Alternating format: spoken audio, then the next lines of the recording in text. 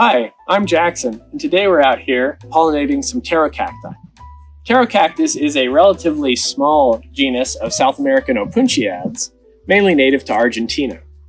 One cool thing that these cacti, as well as other prickly pears and a few other groups of cacti have, is irritable stamens. This means when the pollinator, in this case my paintbrush here, comes in and touches the pollen-producing part of the flower or the stamens, they will start to fold in on themselves relatively quickly, obscuring the pollen from view. One reason this adaptation is thought to have occurred is because pollen is a nutrient-rich food source for insects, the insects that come and pollinate these flowers.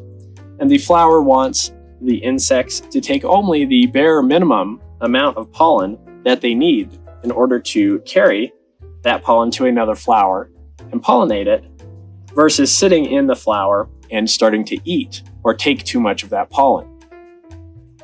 So if you come in here and we can see it in person, stick my paintbrush in the flower here, mimicking what a pollinator would do, you can see that those stamens immediately start to fold in, and now there is pretty much no or less pollen on my paintbrush. Same thing happens when we do that to this species of pterocactus.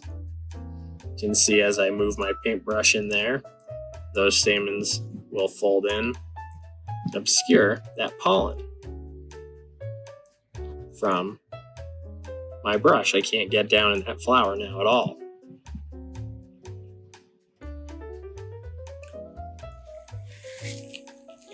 Same thing happens when we move to a regular prickly pear.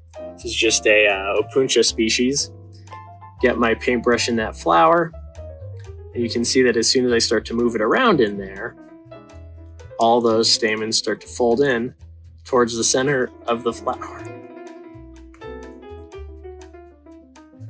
And I can't get it onto my brush anymore.